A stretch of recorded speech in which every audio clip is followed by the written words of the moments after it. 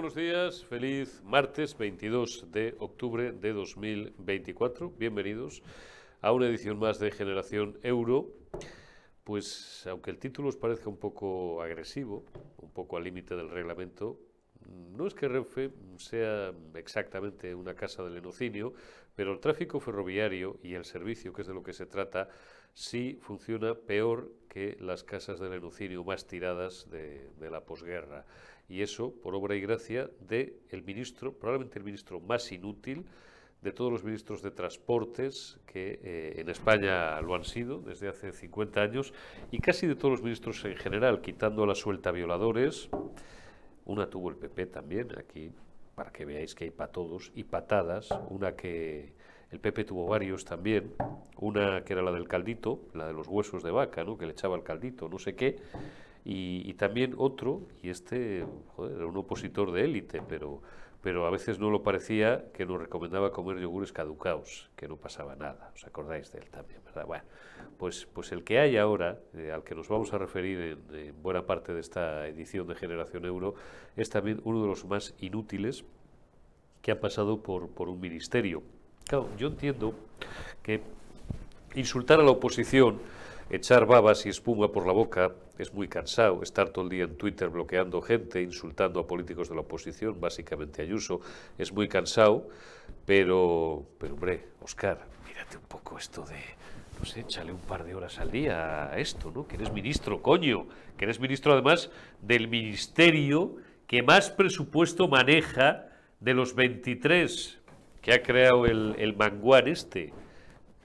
Me parece que son 30 y... no voy a ajustar la cifra para no meter la pata, pero más de 30.000 millones de euros.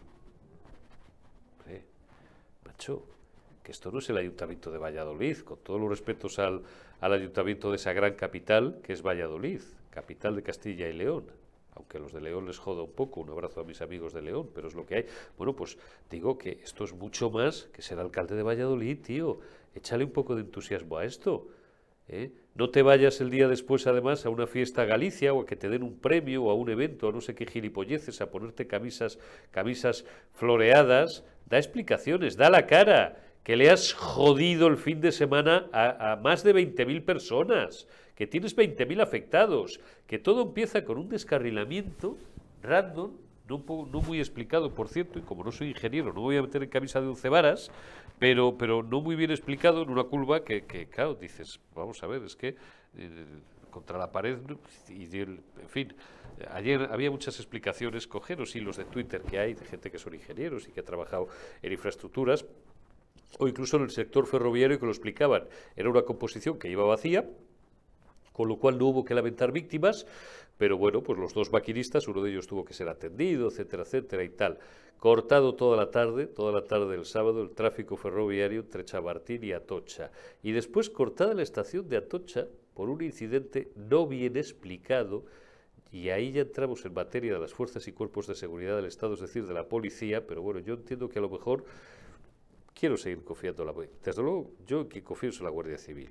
Bueno, que la policía, pues quiero seguir confiando también, que si un individuo había entrado en una zona, que en una zona evidentemente prohibida, con intenciones, bueno, he oído de todo.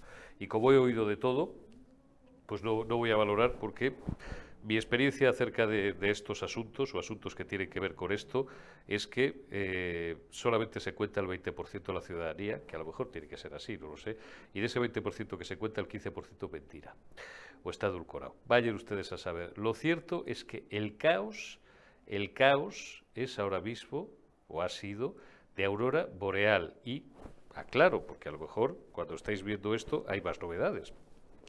Pero que sepáis siempre que esto está grabado horas antes de su emisión. He leído hace algunas horas, que para mí es lo último, a lo mejor, insisto, mañana, es decir, hoy para vosotros, cuando estéis viendo esto, pues a lo mejor han salido más cosas que hasta el fin de semana no van a quitar el tren volcado de las vías.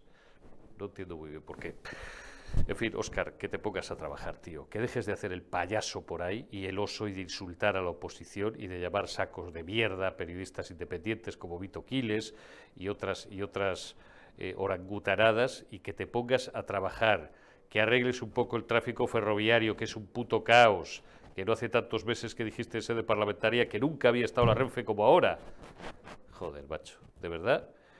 O piensas que los ciudadanos son gilipollas, o el que tienes un problema eres tú. Don Mariano Calabuch, muy buenos días.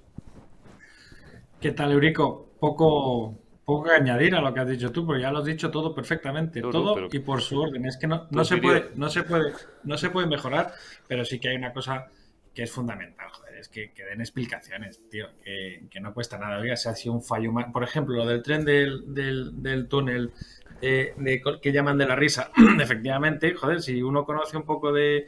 Yo era de ciencias puras y la física manda. O sea, si tú vas por un túnel y vas a cierta velocidad, la energía centrífuga intenta echarte hacia el exterior de la curva. Oye, y cuando uno ve la imagen de la fotografía, efectivamente el túnel el tren está apoyado en la cara interior de la curva. Entonces, a uno le hace dudar. Efectivamente, si sigues algún hilo, alguien dice por ahí. Es que perdió un patín El perdió un eje C1 de de uno no de los sé qué y vagones. tal, sí. Entonces empiezan con historias de indios con lanzas que no se cree nadie. Oiga, mire, ni ejes ni leches. La fuerza centrífuga está ahí, la física es la que va a mandar siempre en cualquier caso. Pero efectivamente también ayer, como bien decías, tú hablabas de la policía, lo que ha aludido Renfe o la explotadora la propietaria de las instalaciones Renfe y la explotadora es Adif. Entonces, lo que han dicho es que ayer en Atocha lo que hubo es un problema con las agujas entre de los 15 o 20 carriles que hay de salida. Desde el 15 hasta el 21 hubo un problema con las agujas y no tuvieron forma de sacar los trenes de allí. Pero bueno, que es que sí, estas cosas pueden pasar, pero lo que no puede ser es que sea todos los días continuamente con problemas de este tipo. Lo comentábamos en un reducido chat que tenemos de gente muy interesante, muy divertida, y cuando mandaste la noticia del del túnel de Atocha a Chamartín, Sí, el sábado. es que cada vez que pasa... yo creo que lo están haciendo aposta. O sea, no se puede tener tan mala suerte o no se puede tener tan mala suerte o Uy. personalmente no es el que va a controlar ni a revisar como el estado de las vías, si la grava del drenaje, si los apeos, si todo ese tipo, si las catenarias están en condiciones, si los patines de los trenes están en condiciones. Para eso tiene su gente, pero él como responsable del ministerio tiene que salir a dar la cara. Joder, es que un abogado, si tú estás en un ministerio te habrás rodeado de gente y de asesores que entiendan un poco de qué va la cosa. Bueno, pues es que ni sus asesores le están recomendando ni le están echando una mano a sacar las cosas adelante. Es que hace un par de semanas no nos hemos enterado, pero uno se ha tenido que enterar porque es que iba la persona en el tren. Es que un Feber de estos que discurre por la costa cantábrica, joder, es que descarriló y medio volcó con gente dentro. Eso no ha salido en la prensa. Pero al final te enteras porque, oye, pues por desgracia un conocido iba dentro, no le pasó nada de absolutamente nada, pero no se ha sabido. Pero es que estas cosas están pasando continuamente. Es que empezamos con el cachondeíto de los trenes que se han comprado para Santander no caben por los túneles porque son más grandes de lo que deben, luego el tamaño sí importa en muchas ocasiones y nos encontramos ahora a que no sabes cuándo vas a llegar a tu puesto de trabajo si tienes que coger el tren y eso la imagen de cara al turismo, de la gente que usa los trenes. Mira, ahí estamos viendo al responsable de operaciones de Renfe, ¿no? Bueno, pues este señor lo único que estaba diciendo ayer era que les enviamos un SMS o un correo electrónico o por las redes sociales a los usuarios de los próximos trenes que tengan que ver, que se van a suspender sus trenes, pero no daban una solución. O sea, solo colocaron a un 30% en otros trenes, en otros horarios, porque, bueno, pues porque como todo el tráfico ferroviario pasa por Madrid y es un embudo, el dichoso túnel, todo lo que va al norte o al sur se bloquea en ese sentido. Lo que va continuando en salida se bloquea. Pues no hay manera de dar servicio. Entonces, sinceramente, no estamos pagando. Dicen, los impuestos van para educación y sanidad. Bueno, y también va para infraestructura, que como decías tú al principio, es el ministerio que más presupuesto tiene porque es el que más Claro. necesita y porque también... Porque construye carreteras, Claro, porque construye vías férreas, se encarga del mantenimiento de las infraestructuras, tiene todavía buena parte de las competencias de puertos y aeropuertos del Estado, pues claro, es el que más pasta necesita. No sé si son 36.000 millones, no he redondeado antes. Sí, está por ahí la cifra. Está por ahí. Hace 2 años estábamos en 27, 28. 30 y tantos mil. Sí, eso es. Y, joder, es que genera mucho empleo también la construcción, no solo la privada. Claro. La pública genera muchísimo. Y además, sobre todo, genera empleo en muchos sitios fuera de núcleos sociales, fuera de grandes núcleos habitacionales. Es decir, es que una carretera va desde Madrid, por ejemplo, claro, hasta yo qué sé, joder, pues como decía la canción, un puente hasta Mallorca. Pues todo ese tramo, joder, que pues genera mucho trabajo en toda esa zona. En el mar no, lógicamente, pero en mitad de una campiña manchega, que hacer una autopista, pues te genera mucho trabajo alrededor de la zona, porque joder, pues a restauración, a hospedajes, a lo que sea, a todo genera, ¿no? Incluso a las propias, la mano de obra de los propios pueblos, que echan siempre una mano y siempre cobrando, lógicamente. Aquí nadie hace las cosas maravillosamente porque no somos ONGs. Pero que es fuente de trabajo y además crea economías de escala, porque a lo mejor pues en una comarca muy perdida en la que se está construyendo una carretera, una autovía o una autopista, me da igual, pues surgen 2 bares porque esa gente necesitará comer, necesitará cenar, etcétera. Eso es. Y luego se quedarán porque luego están los mantenimientos de todas esas instalaciones, claro, y esas infraestructuras. Entonces, toda esa gente que se encarga de esos mantenimientos suele ser gente de la zona. Oye, ¿qué pasaba cuando habría centrales nucleares?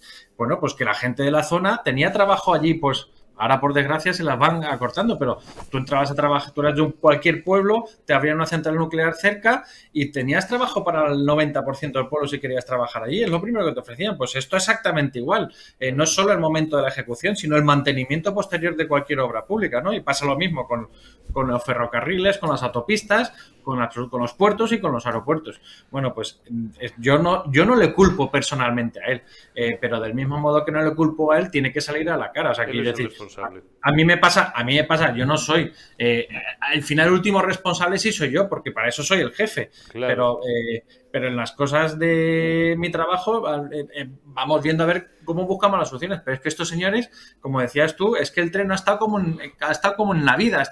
Bueno, pues mire usted, pues no, pues lo estamos viendo todos los días. Es que esto parece la India, que para pasar de un tramo a otro se van dejando las llaves, joder, oiga, que está la vía despejada. Es que vamos a llegar a ese punto. Y es que la gente tiene que tener la certidumbre de saber si al llegar al apeadero del tren, de la estación de tren de Las Rozas, por ejemplo, va a ser capaz de llegar a su puesto de trabajo a su hora. Es que eso también son horas perdidas. Está España con la mano de obra, con la productividad por los suelos, como para encima llegar 4 horas tarde a tu trabajo porque no sabes, porque el tren no llega. Y las vas a llegar igualmente, porque si al final se te hinchan los machos, te vas a ir con el coche, al final vas a tardar las mismas 4 horas. Oiga, usted nos está pidiendo que no bajemos a Madrid o que no vayamos a los grandes núcleos urbanos en transporte privado.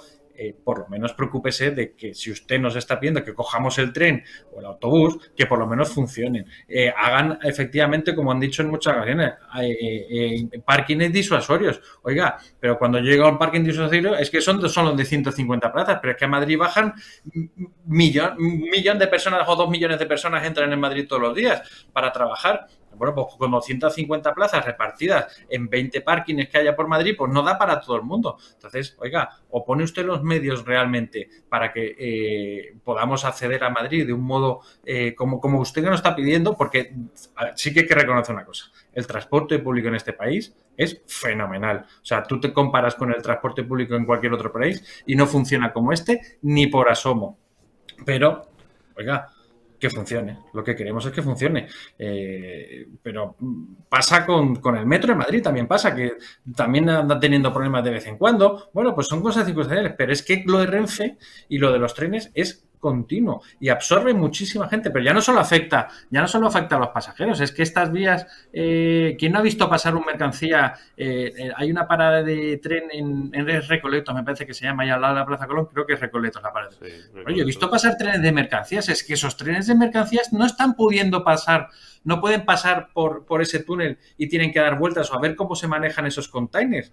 Entonces, es que afecta a todo, no solo a la gente, afecta a las mercancías, afecta al comercio, afecta directamente a todo. Es como cuando, ¿tú te acuerdas hace 2 años, creo que fue, o 2 años, cuando derraparon un barco en el canal de Suez, ¿no? Y lo dejaron allí cruzado, ni se sabe el tiempo porque les venía fenomenal que pasaran todas las mercancías por el Cuerno de África y luego darle más vueltas. Bueno, pues subían los precios, como no llegan, ahora vamos a abusar del poco estocaje que tenemos, porque claro, como somos dependientes absolutamente de todo lo externo, no somos capaces de producir aquí en España lo que nos hace falta, o en Europa, lo que nos hace falta a nosotros para poder mantener nuestra industria. Pues nada, pues con el tren de Atocha, piensen ustedes que todas las mercancías, transporte de vehículos, lo que sea, acero para las acererías, lo que sea, que tenga que pasar por ahí, se va a quedar bloqueado, va a tener que dar la vuelta por otro lado. Entonces, bueno, pues oiga, es que su función como ministro es la de mantener los pasos y el funcionamiento correcto, que es su primera obligación, que es el ministro de Transporte.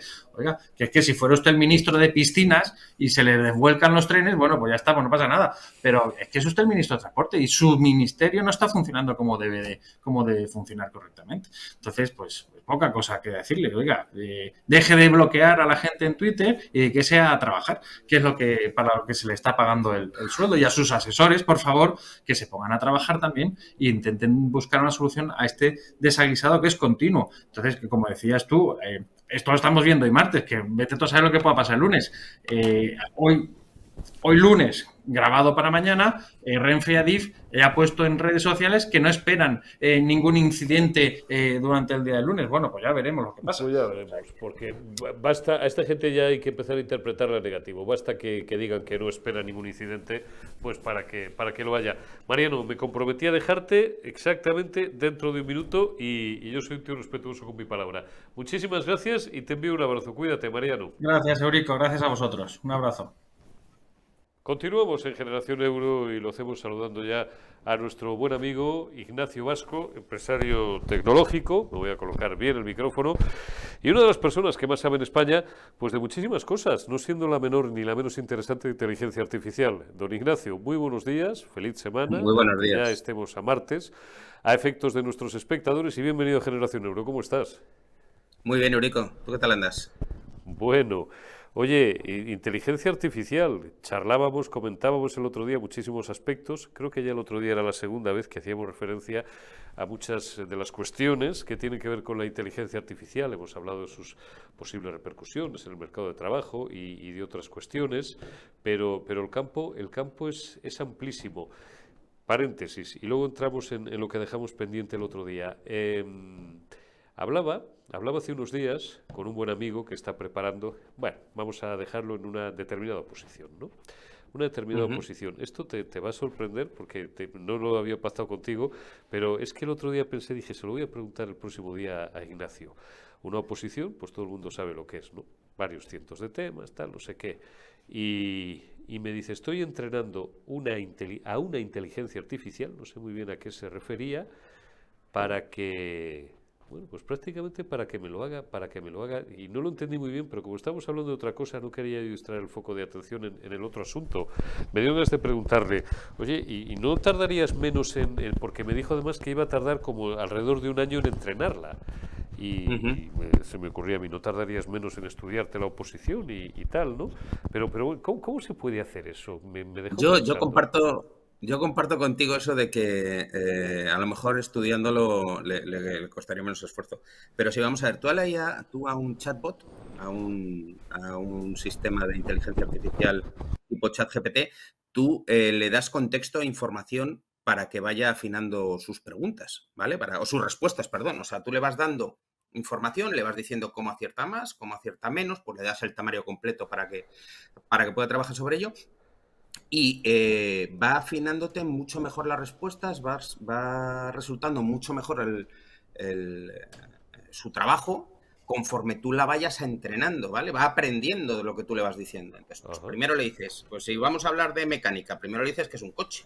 Y el Claro. coche tiene 4 ruedas y va en estas circunstancias. Y el coche funciona así, y el motor de explosión funciona así. Entonces, va cogiendo contexto, va cogiendo información sobre todo. Entonces, cuando tú le haces una pregunta, y entonces, si hiciera esto, ¿qué ocurriría? ¿Vale? Pues el coche se estrellaría. Si le quito una rueda, ¿qué ocurriría? Pues el coche se estrellaría, se golpearía.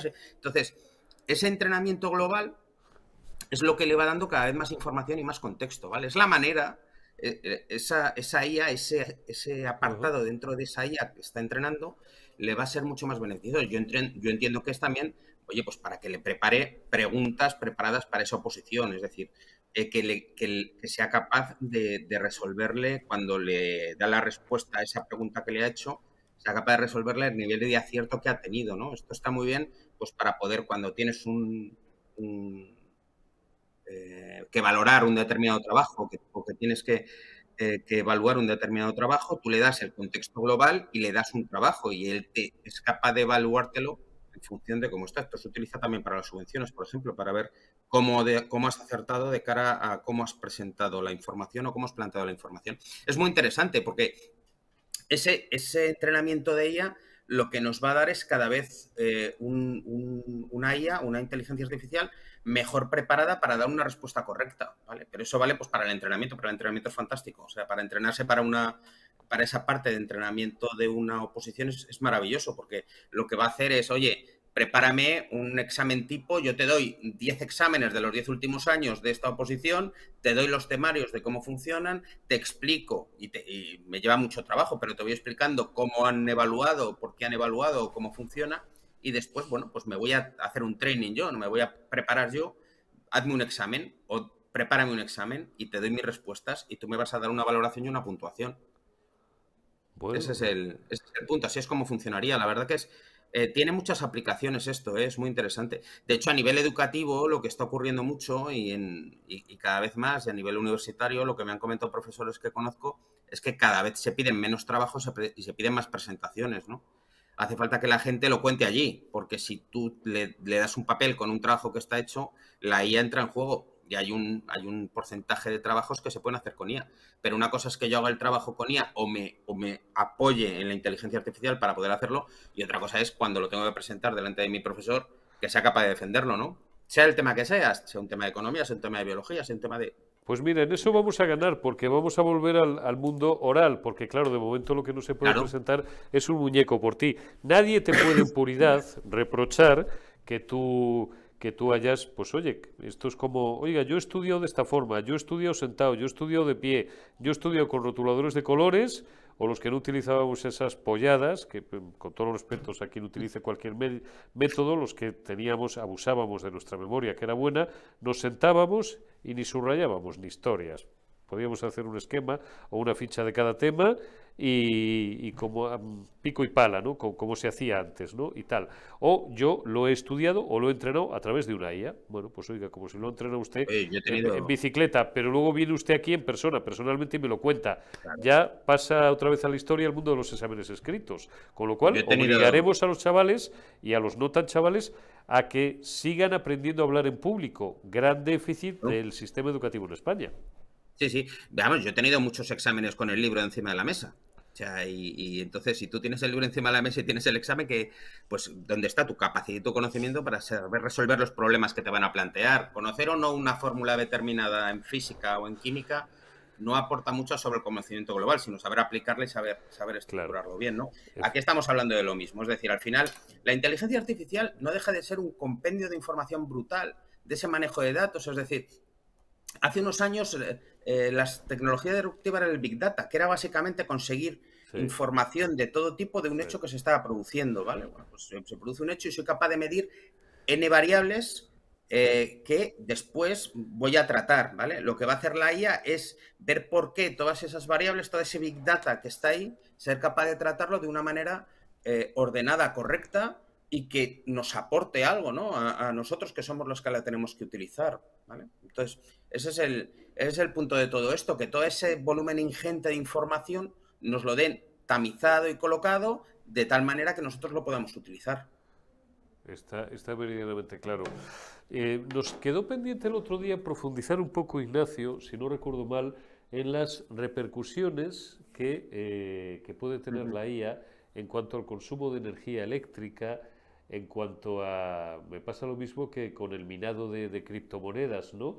Puede Sí. ser un golpazo brutal para nuestra concepción. Como no somos ingenieros, vamos a intentar, yo al menos voy a intentar explicarlo o, en fin, presentarlo de una forma mínimamente coherente, pero que sea correcta. Vamos a tener algún tipo de preocupación acerca de la concepción o del andamiaje actual que tenemos del suministro, pues por ejemplo, de energía eléctrica que necesitamos absolutamente para todo en nuestros entornos urbanos o en nuestra vida Ujú. cotidiana. Sí, sí, y además, bueno, esto viene a raíz de unas declaraciones de Eric Smith, del que fue CEO De de Google, Google, que ahora está metido en sí. su presidencia y demás, que hablaba de que los objetivos de sostenibilidad se dan de bruces con la realidad del consumo energético que produce la IA. Pero también la puerta que abría él en su momento es que la inteligencia artificial es la que nos tiene que dar solución a esos problemas de suministro, ¿vale? Es decir, no le pongamos puertas al campo. No paremos el desarrollo que está teniendo la inteligencia artificial y sus capacidades. Es decir, la inteligencia artificial hay estudios de hace más de 4 y 5 años que hablaban de la sostenibilidad asociada a la inteligencia artificial. Mira qué está pasando en Aragón. En Aragón, Microsoft ha metido miles de millones de euros ya, una millonada. AWS también ha metido una millonada. Y ahora llega BlackRock y no sé, es que creo que hablaban de 7.500 millones de euros, que es una barbaridad Sí. de inversión. ¿Por qué? Pues porque Aragón tiene una serie de manera natural, tiene una serie de condicionantes, bueno, pues que tiene los Pirineos al lado, por lo tanto tiene una capacidad de bajada de temperatura de los servidores y de eficiencia, tiene toda la zona esta de la Muela, de los vientos que vienen del sistema ibérico que permiten tener una energía eólica prácticamente constante, tiene una posición en el entorno europeo muy cercana a Francia y con muy buena capacidad de comunicación. Entonces, todo eso hace que Aragón sea ideal para montar estos centros y hablan de que esto va a crecer mucho más. ¿Esto qué quiere decir? Que esa sostenibilidad de esos centros tiene que ver con que la producción energética está al lado y además puede enfriar rápidamente los servidores. Pero todo esto, a donde nos lleva, y volviendo a las declaraciones de Eric Smith, es que la realidad de la IA es que consume una barbaridad de energía eléctrica y produce una barbaridad de energía calórica. Es decir, los CPDs de IA son un engendro casi imposible de enfriar, ¿no?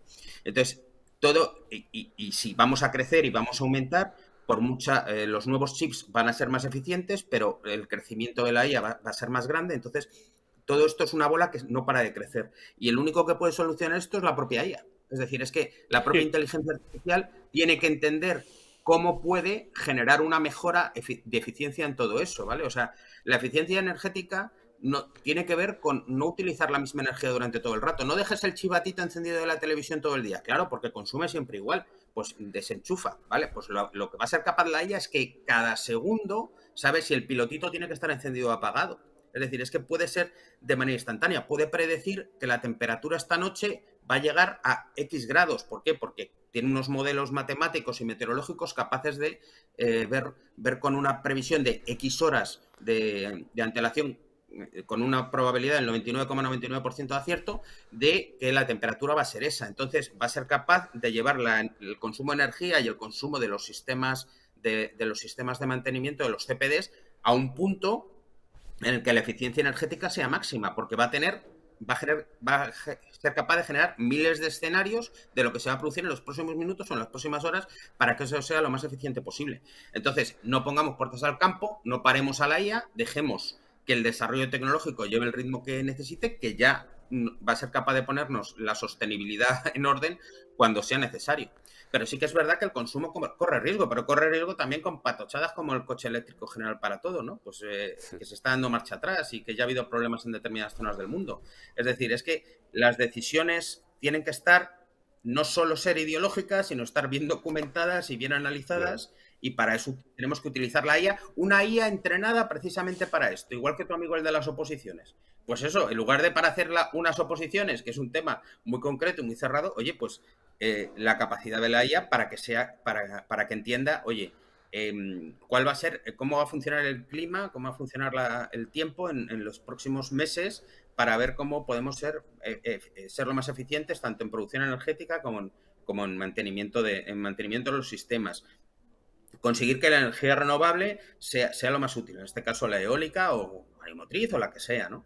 Y conseguir pues una eficiencia lo más alta posible. Es un tema muy, muy, muy interesante porque la energía es el motor que nos mueve actualmente. La crisis de Ucrania salta de verdad porque hay un problema de energía en Europa. Si no, a los europeos nos importan una mierda. Es que así nos hemos comportado, ¿no? Es que esa es la realidad. Entonces, oye, pues que los sistemas de inteligencia artificial sean capaces de utilizar lo mejor posible la energía, primero, para autoabastecerse, segundo, para hacer lo más eficiente posible la generación de esa energía y tercero, para que el conjunto general de todo el sistema funcione en condiciones, ¿no? Una última, que tampoco he pactado contigo, pero se me ha ocurrido a la luz, esta te va a sorprender, a la luz de escucharte estos últimos 3 minutos. Vamos a ver. Se dice que la IA, realmente inteligencia artificial de momento no es, porque no piensa por sí misma, la tienes que entrenar. Es como un Big Data, pero a lo bestia, ¿no? El Big Data, como has citado antes, que nos parecía la releche en bicicleta, pues como el Big Data multiplicado, yo qué sé, por 1.000.000, ¿no? Por lo que sea, y tal, ¿no? Un procesamiento de datos. Y capaz de dar respuestas, no solo de mostrar datos, sino capaz de dar respuestas sobre esos datos. Y ahí es donde quiero ir. Entonces, igual que la IA puede predecir cuándo puede haber un corte de luz, saturarse, tal, apagarse y encenderse ya solo automáticamente y tal, no sé qué, porque maneja millones de patrones matemáticos, estadísticos, referencias, tal, no sé qué. Hasta hace 40 años esto lo hacía un tío prácticamente con el lápiz. Y cuando inventó el pobre Turing, el primer computador y tal, pues estamos hablando de la Segunda Guerra Mundial. Fíjense ustedes lo que hemos avanzado y lo que hemos evolucionado. Entonces, 2 puntos. Tú a la IA le metes todos tus patrones, bueno, pues yo qué sé, biométricos, todas las enfermedades que has sufrido, tu predisposición genética, todo este tipo de tal, y es capaz, pregunto, probablemente de predecir con bastante exactitud la fecha de tu muerte, en función de cómo tengas el hígado, de qué antecedentes familiares tengas, de qué enfermedades hayas padecido, de que seas un tío alérgico o no alérgico, del grupo sanguíneo que tengas. Estoy improvisando, se me pueden ocurrir 1000. Y alguien me dirá, hombre, a menos que salga usted ahora de la redacción, vaya a cruzar ahí a la Plaza de Castilla y le atropelle un coche. Ya, pero también en función de tu historial, de tus comportamientos, de tus actitudes, imagínate, incluso de tus adicciones, no sé, del tipo de vida que lleves. A lo mejor también es capaz de predecir hasta de los accidentes que puedes tener o no puedes tener y tal. Dice, si los cisnes negros, que se te caiga un día una teja de la cabeza, pues en función, yo qué sé, del barrio en el que vivas. No sé, estoy improvisando, me estoy montando una película. No eres capaz de encontrar todas las variables, aunque nos tenemos aquí media hora, que la IA de un plumazo va a tener, ¿no? Tal cual. Lo cual adoba mi pregunta. ¿La IA puede predecir la fecha de mi muerte? ¿O los años que voy a vamos vivir? A ver, la IA está centrada en los esfuerzos que están haciendo muchos en el ámbito médico, está sobre todo centrada en la prevención. Es decir, en todos esos parámetros que tú decías, oye, pues ¿cómo puedo hacer para prever que este señor no le dé un infarto que en un futuro pueda hacerlo? O que tiene un 40% más que la media de posibilidades de un cáncer de pulmón, porque su bisabuelo, un tío segundo, tal, no sé qué, cruzar y tu propio... Es que yo creo que la diferencia con la IA está no en decir es que la probabilidad de este señor es de un 40.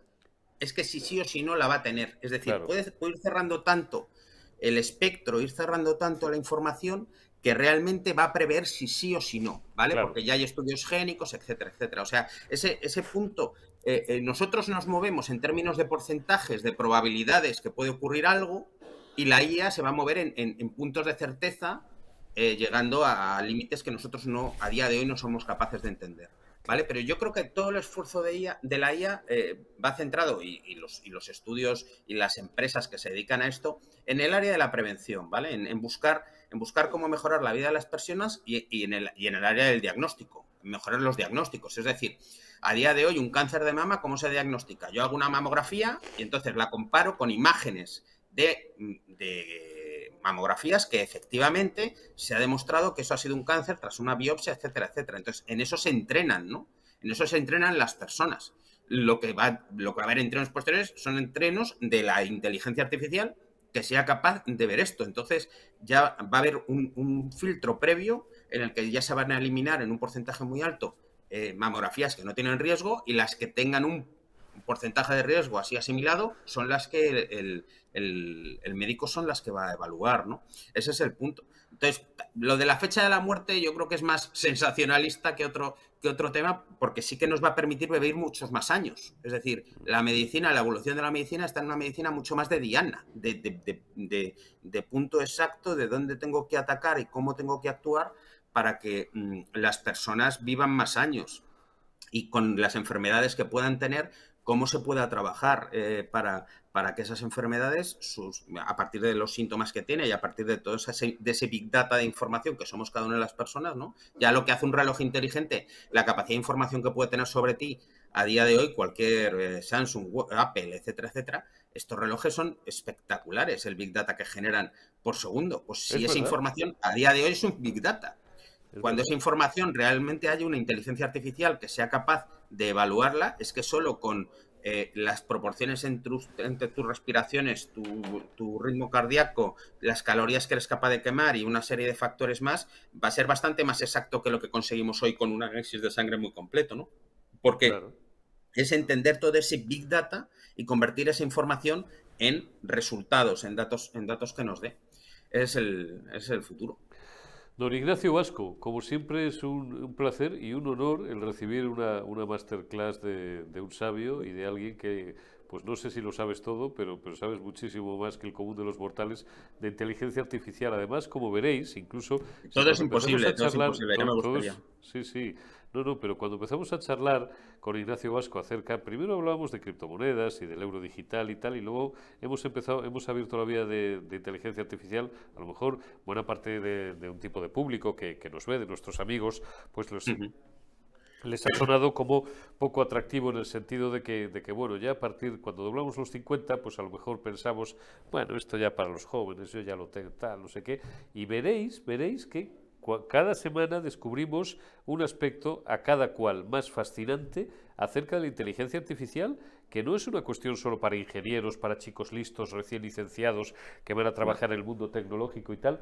¿Qué diablos? Tiene aplicaciones múltiples en nuestra vida cotidiana. Acaba de decir Ignacio, ni a ti ni a mí se nos ocurrirían en media hora que estuviéramos hablando, o en 3 días, los suficientes patrones que podría analizar la inteligencia artificial. Ese es el punto, efectivamente. O sea, ese es el cambio de paradigma mental. Claro. Es decir, es darte cuenta de que tu limitación nunca va a llegar a todas las capacidades que se le van a poder ocurrir. Y nosotros, y en el uso cotidiano de ChatGPT o de cualquiera, o de Gemini o de cualquiera de estas que llegan al común del público de inteligencias artificiales, no tocamos ni una milésima parte de las capacidades que puede llegar a tener. Programas. Pues seguiremos charlando de inteligencia artificial y de la revolución tecnológica, que no es el futuro, que ya es el presente. Y pobres de nosotros como queramos ignorar esta realidad o vivir de espaldas allá. Lo mejor es que nos hagamos amigos de esa realidad, intentemos buscarle el punto entretenido, divertido, fascinante y sobre todo útil y práctico para nuestras vidas cotidianas, para nuestro trabajo y para un montón de cosas. Ignacio, cuídate mucho, te envío un abrazo y hasta la próxima. Igualmente, Eurico, un abrazo fuerte, cuídate. Un abrazo grande. Gracias también a todos vosotros. Mañana más y mejor en Generación Euro. Mañana con el doctor Daniel Lacalle, como todos los miércoles, y con nuestros amigos de Gilmar. Hasta mañana.